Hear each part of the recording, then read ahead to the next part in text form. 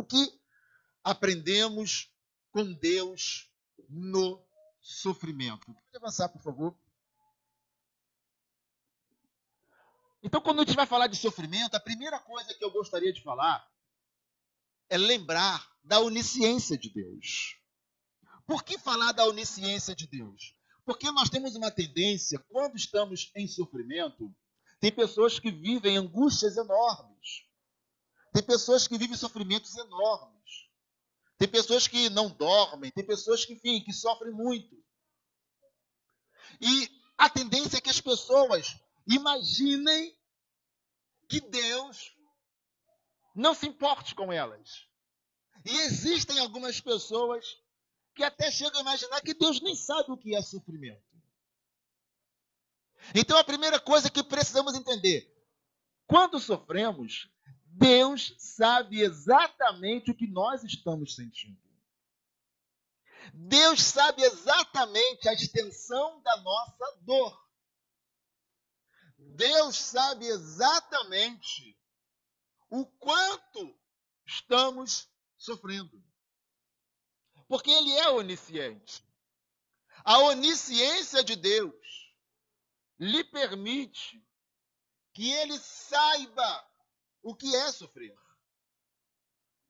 Aliás, deixa eu falar para você que Deus, Ele mensura, Ele mede muito mais o teu sofrimento do que você mesmo.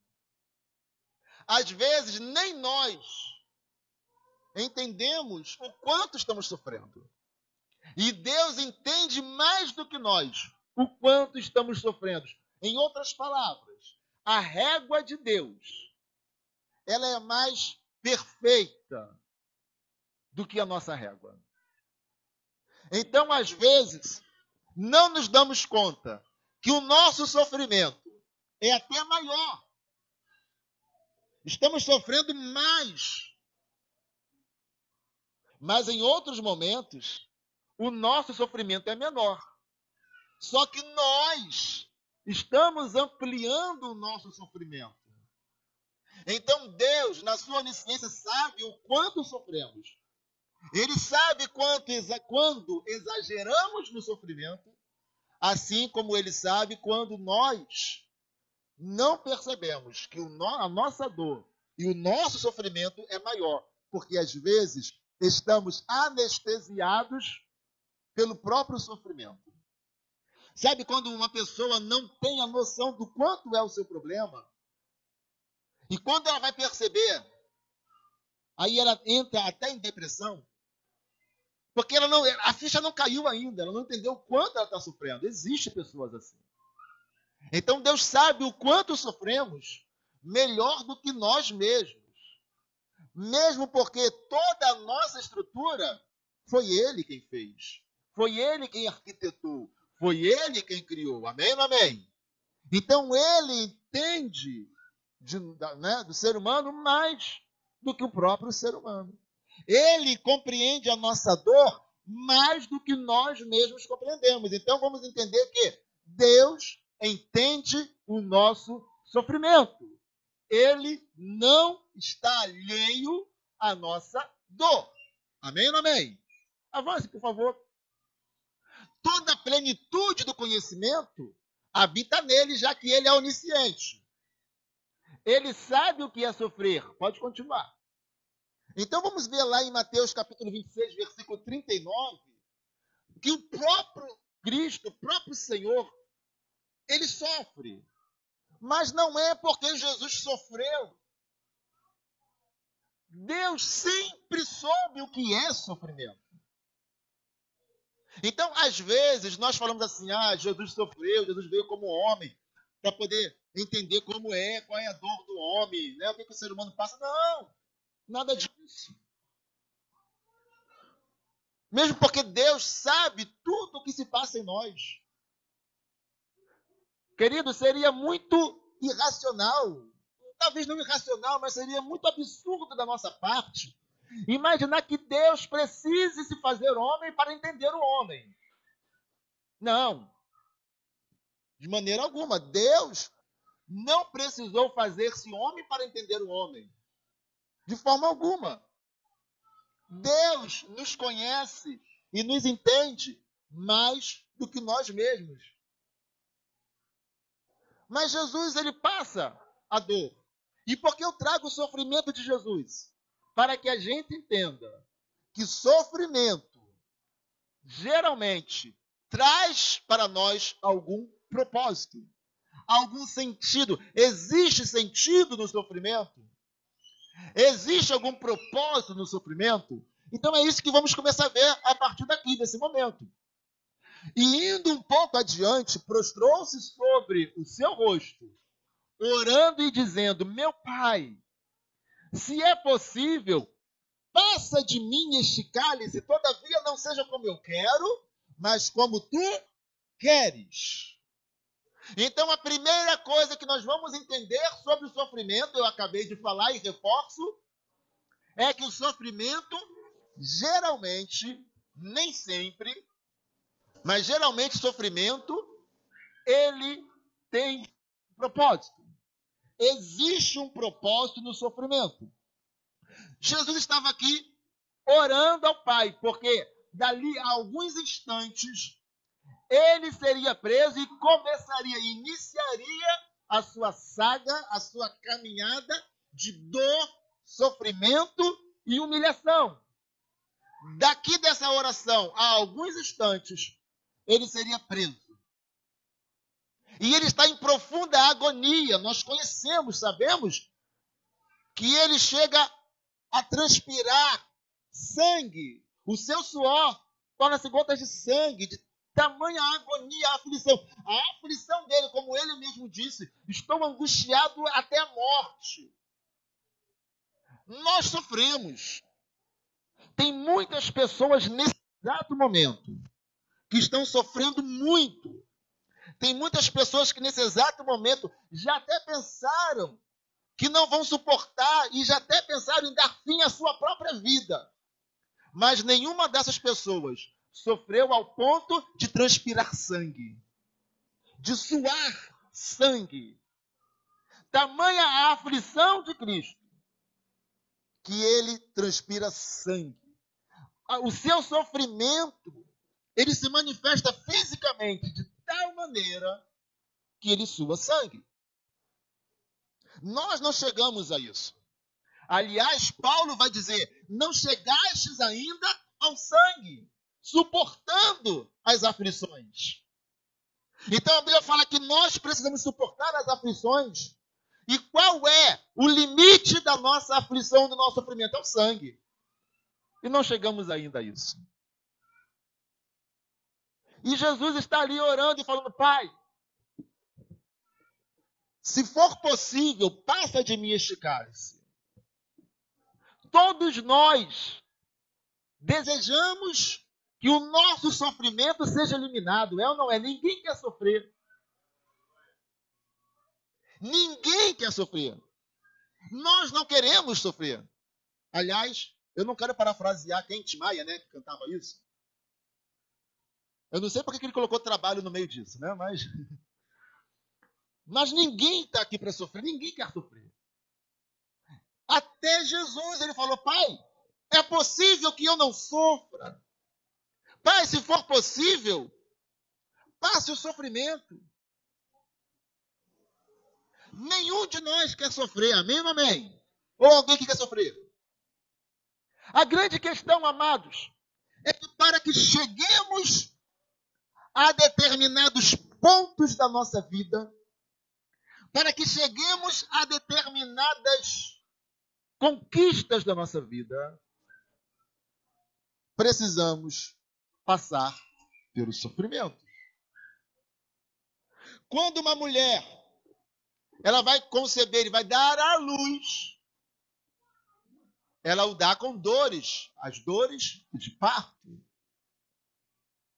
Então, para que nasça a criança tão esperada, amada, desejada, a alegria que será a sua vida, ela primeiro precisa passar pela dor do parto.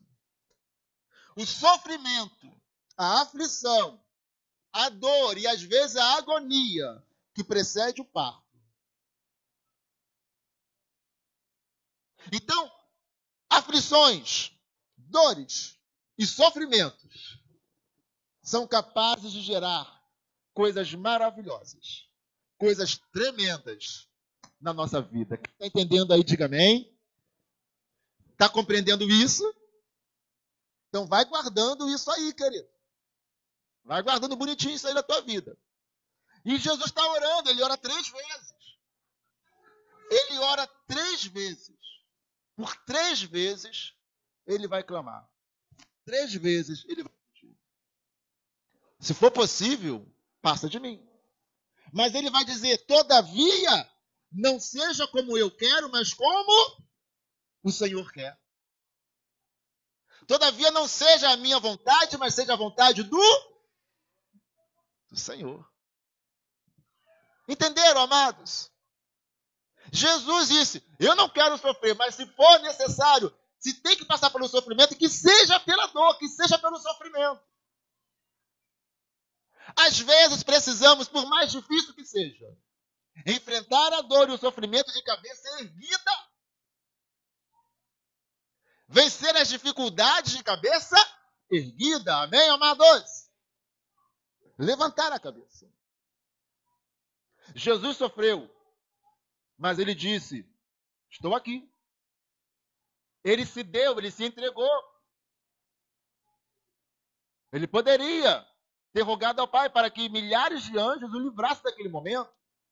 Mas ele fala, foi para isso que eu vim. E ele se entrega. Amém ou não amém? Ele se entrega. Ele não se entrega à derrota, ao fracasso. Ele se entrega à missão. Ele se entrega ao propósito. É o propósito que ele se entrega. Geralmente o sofrimento, ele traz propósitos. Amém? Então vamos avançando aí, vamos continuar construindo. Jesus não desejava sofrer, contudo, seria a única maneira de um propósito maior ser alcançado. Para aqueles que não entendem muito isso, porque tem pessoas que não compreendem. Tem pessoas que compreenderam tudo e tem pessoas que não compreenderam nada. Jesus precisava pagar o preço do nosso resgate. Levar sobre si a nossa dor.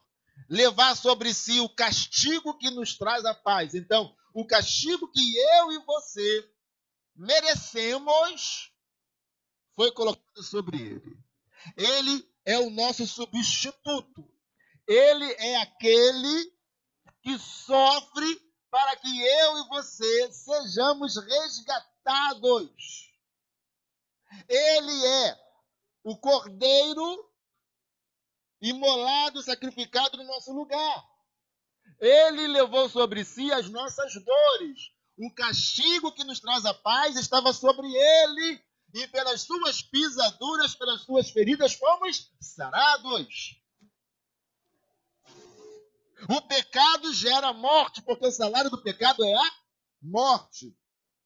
Todos pecaram e estão destituídos da glória de Deus.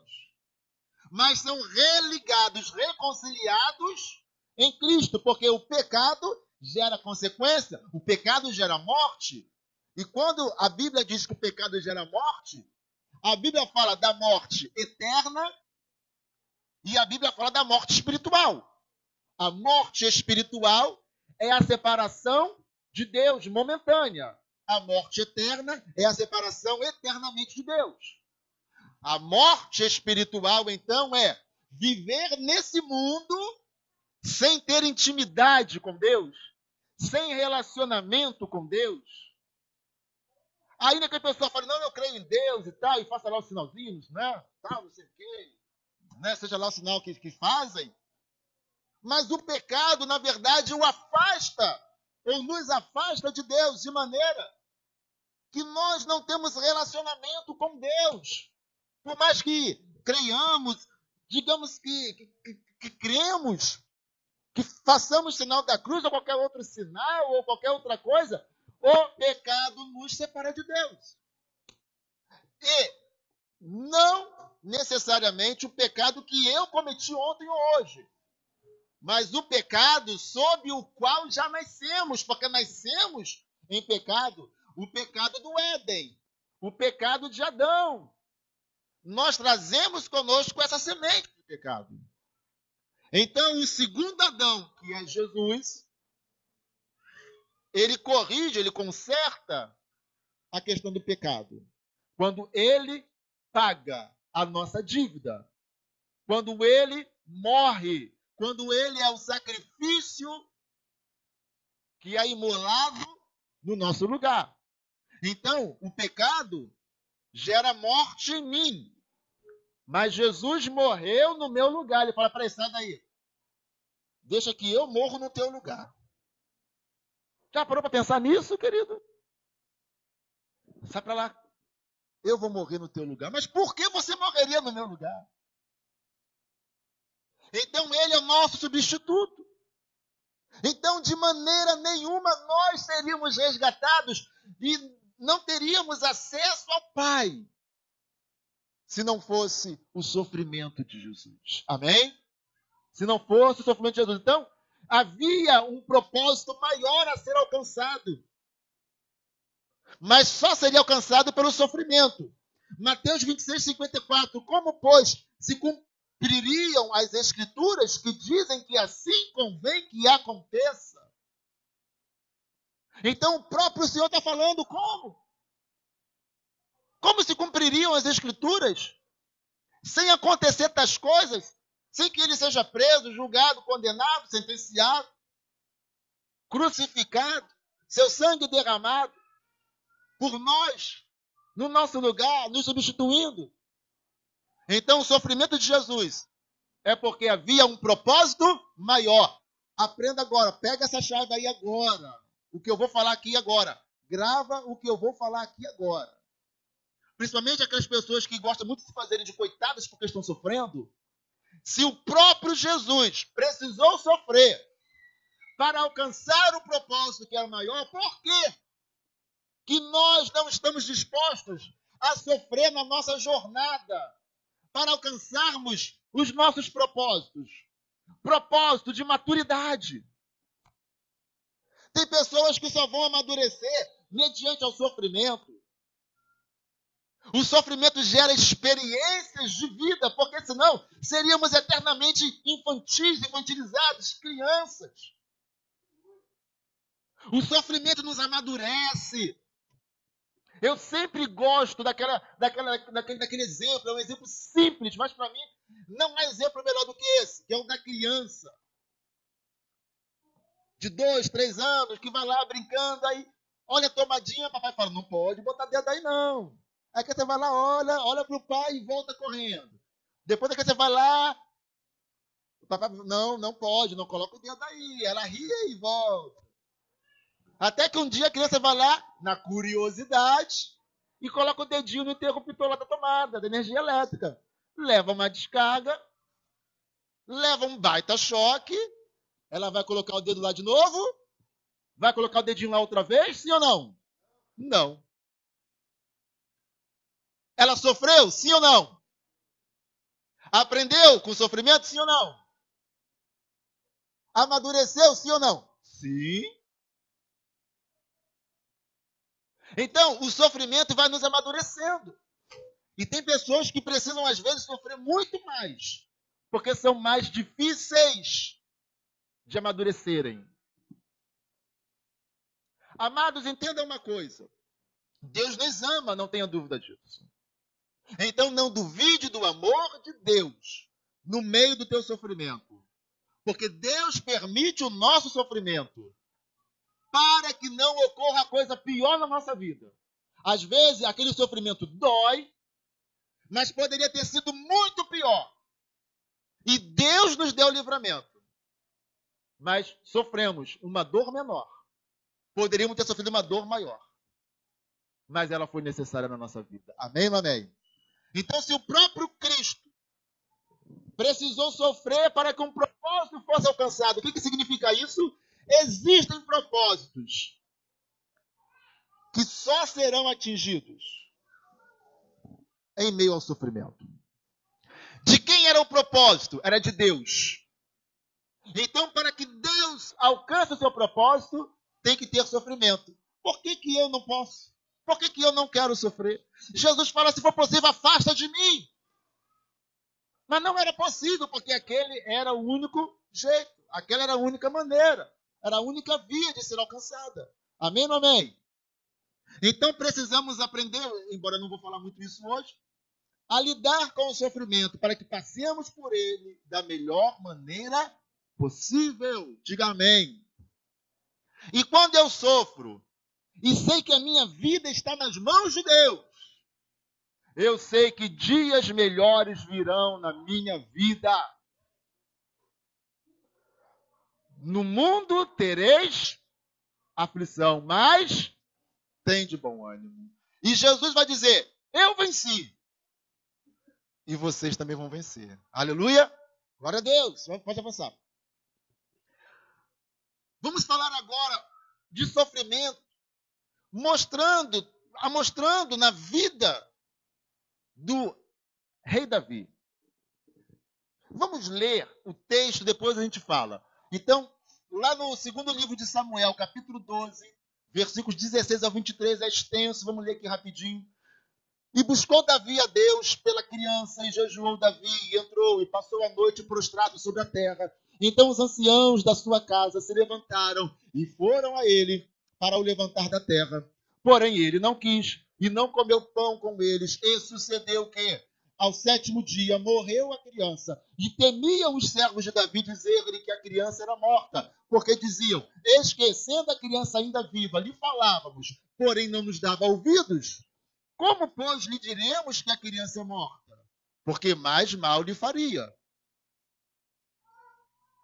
Pode avançar.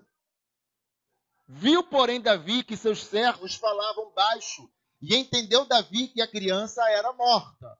Pelo que disse Davi a seus servos, é morta a criança? E eles disseram, é morta. Então, Davi se levantou da terra, e se lavou, e se ungiu, e mudou de vestes, e entrou na casa do Senhor, e adorou. Então veio à sua casa e pediu. Então veio à sua casa, né? Faltou o acento ali, e pediu pão. E lhe puseram pão, e comeu. E disseram-lhe seus servos, que é isto que fizeste? Pela criança viva jejuaste e choraste. Porém, depois que morreu a criança, te levantaste e comeste pão. E disse ele, vivendo ainda a criança, jejuei e chorei. Porque dizia, quem sabe se o Senhor se compadecerá de mim e viva a criança. Porém, agora que é morta, por que jejuaria eu agora? Poderei eu fazê-la mais voltar? Eu irei a ela, porém ela não voltará para mim. Vamos fazer um resumo apanhado rápido aqui, para a gente poder avançar. Davi, ele comete um grave pecado com Betseba. Além do adultério, ainda que a tradição judaica vai afirmar que não era adultério, eu não vou entrar nessa questão, mas os judeus, tradição judaica, vão afirmar que não era um adultério, mas eu não vou entrar em detalhes aqui de explicar isso. Mas ele adulterou.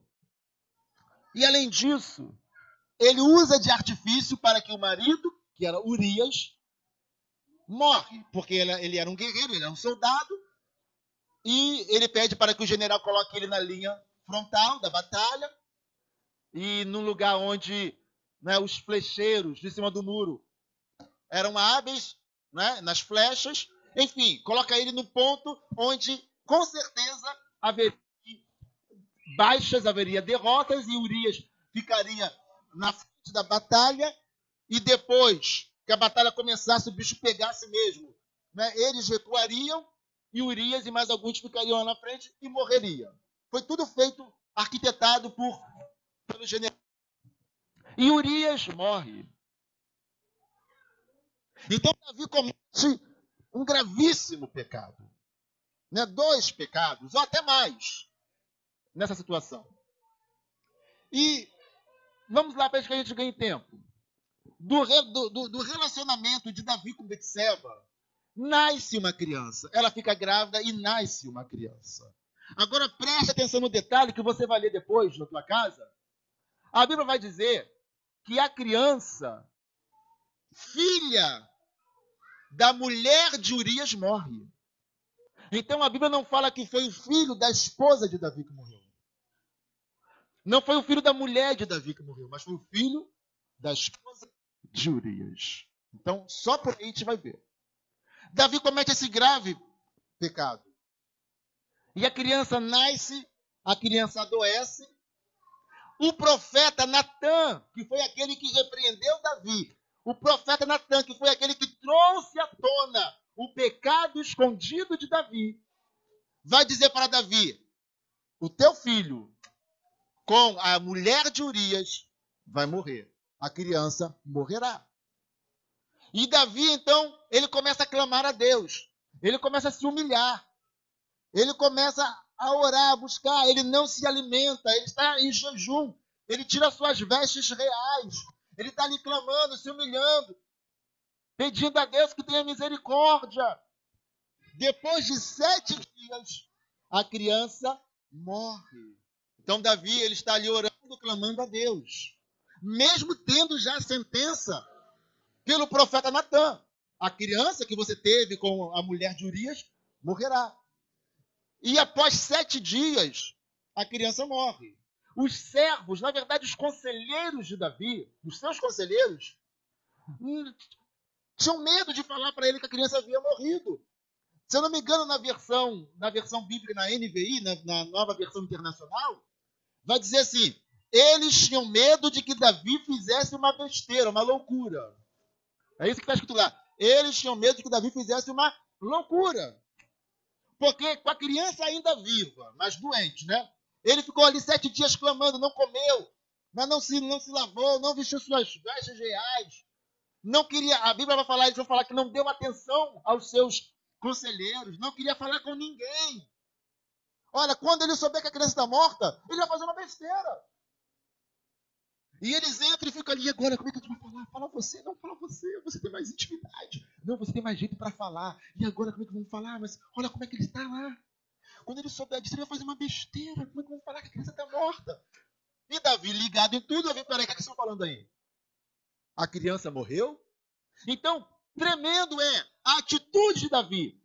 Davi não foge da realidade como muitas pessoas fogem. Você vai ter uma percepção que as pessoas que mais sofrem são as pessoas que sempre fugiram da sua realidade. Não, nem me fala isso. Eu não quero nem pensar nesse negócio, não. Não tem pessoas que são assim?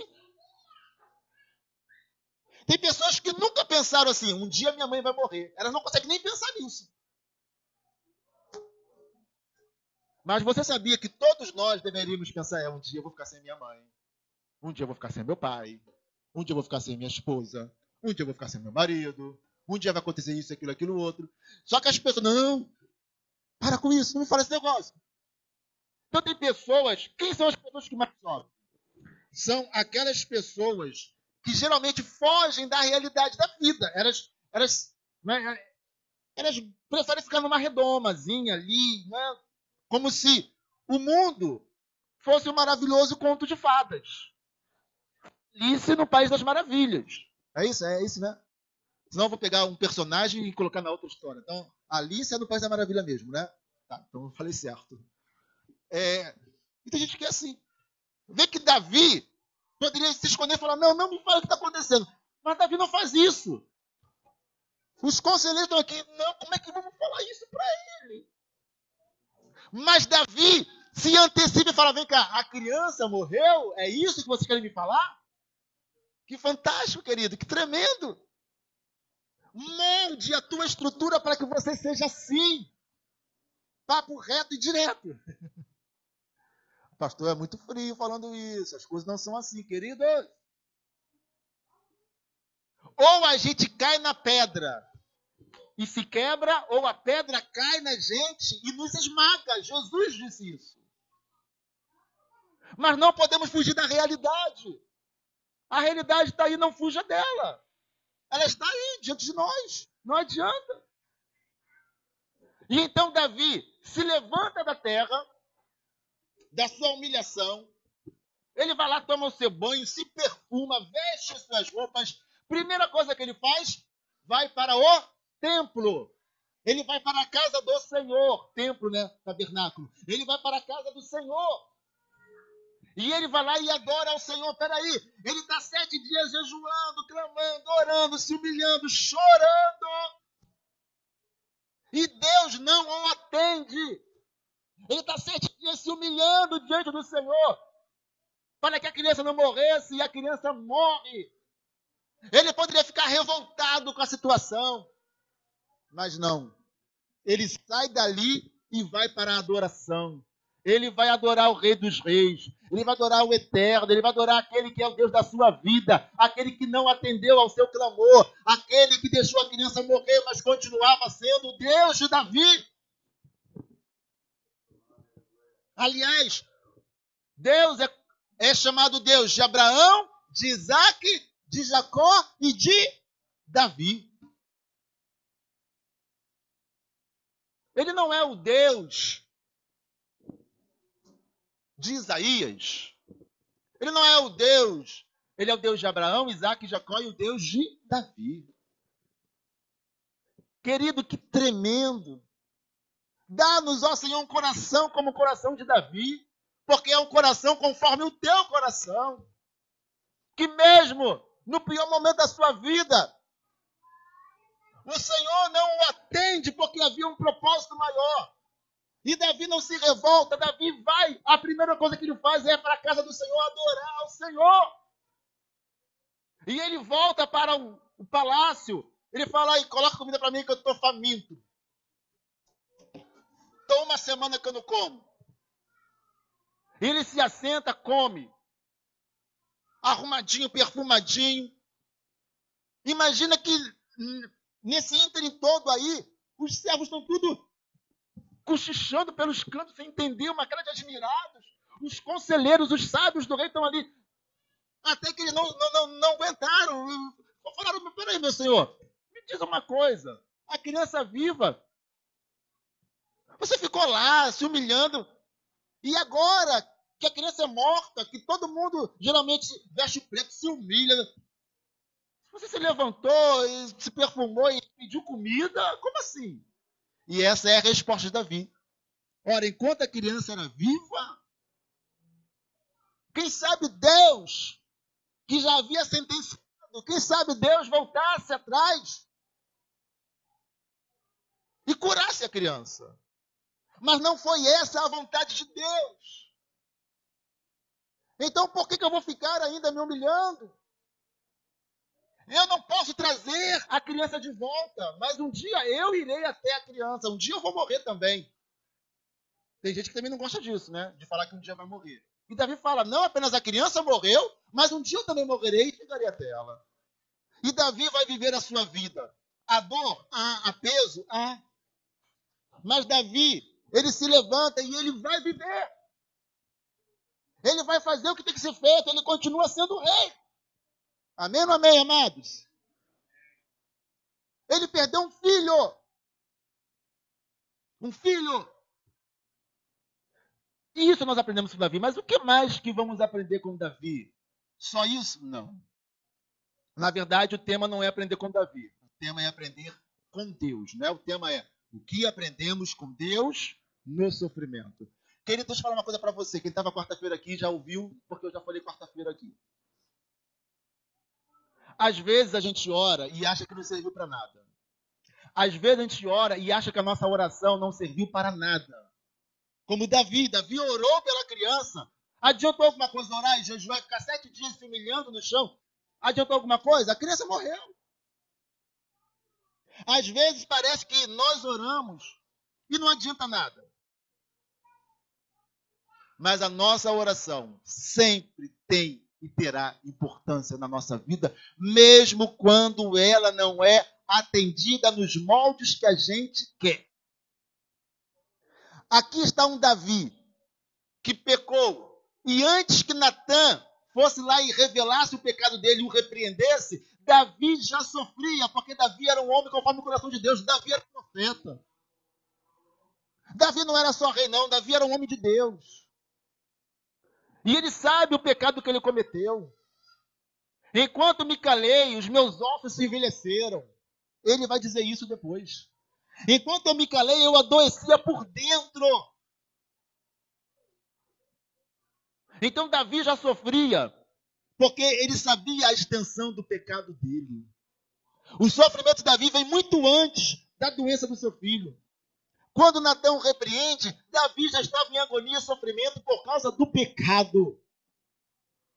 Quem está entendendo aí, diga amém. Você consegue compreender isso? Ou você acha que a dor e o sofrimento de Davi era só por causa do filho doente que iria morrer? Davi já sofria antes que o seu pecado fosse revelado. Agora Davi tem um pecado revelado, está sendo humilhado, não sabe o que será dele. O filho está doente. Ele tem, né, ele tem a palavra do profeta de que a criança vai morrer. Mas aqueles dias de sofrimento em que ele está ali se humilhando perante o Senhor, não era apenas a cura da criança, era também a cura e a restauração do próprio Davi. Querido, ouça aí, agarre o que eu vou te falar agora. Pega aí e coloca no teu coração. A tua oração, no momento do teu sofrimento, pode não trazer a solução para o teu problema, mas a tua oração te coloca perto de Deus. A tua oração restaura a tua vida com Deus. A tua oração te coloca em dependência de Deus. A tua oração te faz lembrar que existe um Deus e que você é dependente dele. Foi o que aconteceu com Davi. Como que Davi poderia dar a volta por cima depois de ter cometido tamanho pecado e ser descoberto? Aqueles dias restauraram a vida de Davi. Aquele sofrimento restaurou a vida de Davi. A morte do filho fez expiação pelo pecado dele. Porque o salário do pecado é a morte. Inclusive é um sinal, inclusive é um símbolo, inclusive aponta para a morte do Messias, que é o rei eterno de Israel, descendência de Davi. O filho pagando por um pecado. O filho de Davi morre fazendo expiação pelo pecado. O pecado de Davi. Davi era adorador muito antes de ser rei. Davi era pastor de ovelhas do seu pai Jessé. E enquanto cuidava das ovelhas, adorava, cantava, louvava, compunha louvores, adoração, tinha intimidade com Deus. Porque daí eu não tenho tempo de falar essas coisas hoje. Porque Davi já era humilhado pela sociedade, não era apenas pela sua casa, não era apenas pelos seus irmãos, era pela sociedade de modo geral. Davi sabia muito bem que era sofrer desde a sua infância. Se você quer saber, querido. Mas ele sempre foi um adorador. Por isso que Deus o acha lá. E o escolhe para ser rei. Só que agora Davi guerreia várias guerras. Vence várias batalhas. Davi é rei. Mas cadê o Davi, adorador, íntimo de Deus? Cadê o Davi que precisava ter intimidade com Deus? Esse Davi sumiu. Porque agora ele era rei, ele não tinha muito tempo. Ele tinha que ter estratégias de batalha, de guerra, de defesa. Ele tinha que resolver o problema do povo, atender o povo para poder julgar as questões do povo. Era traição, era conspiração. Ele era rei. Davi não tinha mais aquele tempo que ele tinha antes de estar ali adorando ao Senhor. O Davi adorador, o Davi salmista, deu lugar ao rei, ao guerreiro, aquele que usa bem a espada e vai para a guerra, aquele que administra um reino, mas cadê o Davi? Davi, onde estás? Eu poderia falar aqui como Deus disse para Adão. Adão, onde estás? E agora, a Bíblia não fala isso, ok? Eu estou colocando isso.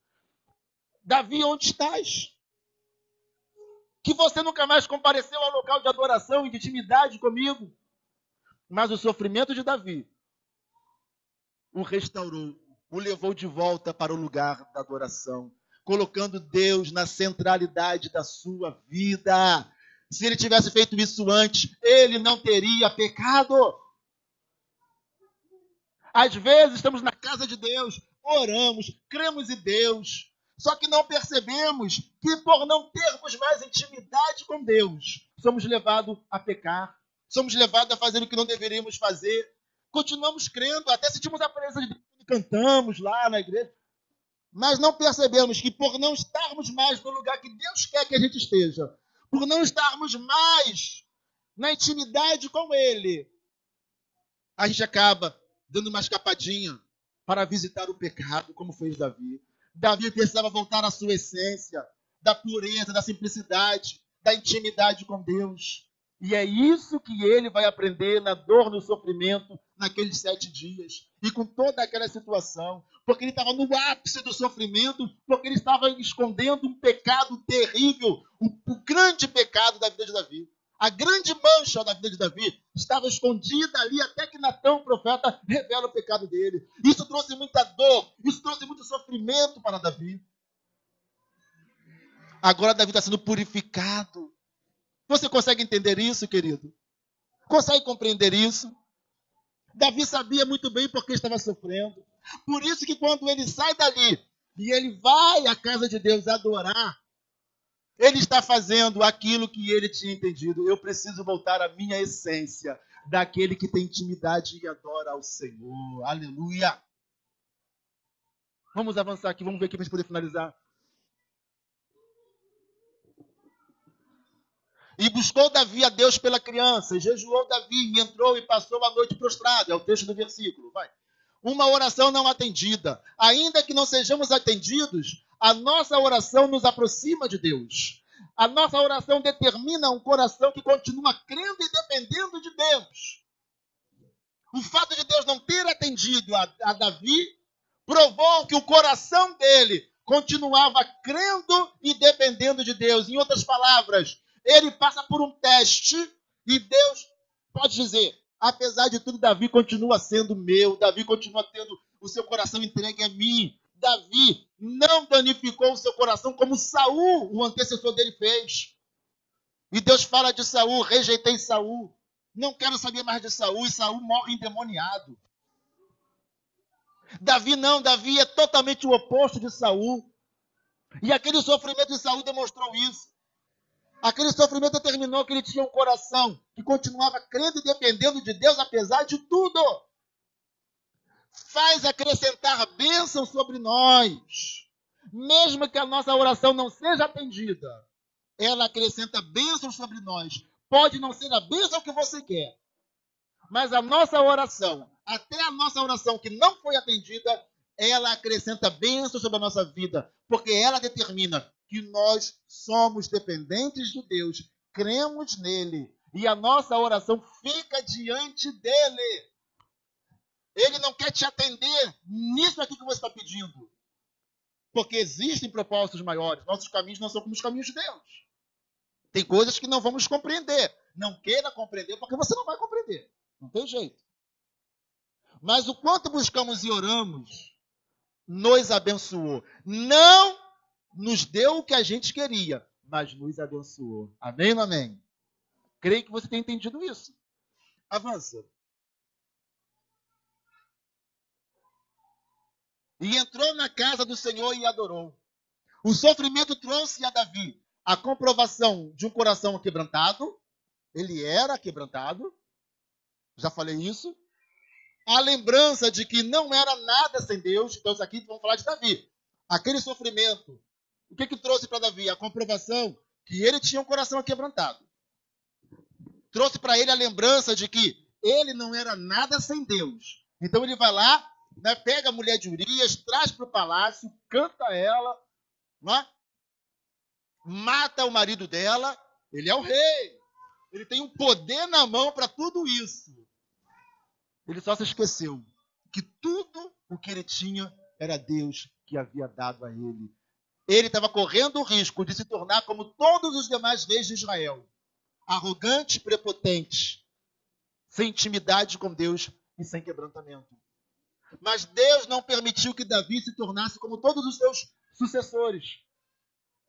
Em vez de Davi se tornar uma pessoa, um monstro a partir do que ele fez, não, acontece o contrário. Davi faz o caminho do retorno para tornar-se um homem quebrantado, contrito, conforme o coração de Deus, dependente de Deus. Então, o retorno a uma vida de adoração. No meio de todo aquele caos, a vida de Davi é restaurada. Seu trono é confirmado. Vamos ler lá 2 Samuel 12, 24 a 25. Então consolou Davi a Betseba, sua mulher. O que está aqui? Você consegue ler daí? O que está escrito aqui? Isso. Então, consolou Davi da morte da criança. Davi consolou a mulher de Urias. A mulher de Urias? Não. A mulher de Urias foi a que ficou grávida da criança que morreu. Agora, era a esposa de Davi. E entrou a ela, e se deitou com ela, e teve ela um filho, e chamou o seu nome Salomão. E o Senhor o amou, e o enviou pela mão do profeta Natã, o mesmo que revelou pecados de Davi, o profeta Natã. E este chamou o seu nome Gedidias, por amor do Senhor. Vamos entender isso aqui agora? Agora, ela era esposa de Davi e não esposa de Urias. Ela era viúva de Urias. Davi não apenas se levanta do chão, mas consegue consolar a sua esposa. E ela fica grávida.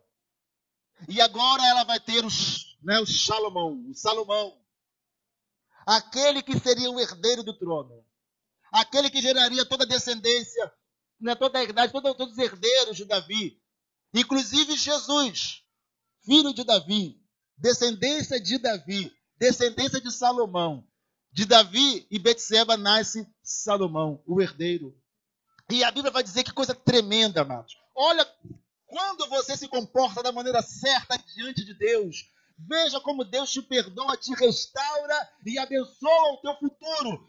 Algo trágico que poderia ser o teu fim, torna-se o início de uma nova etapa na tua vida.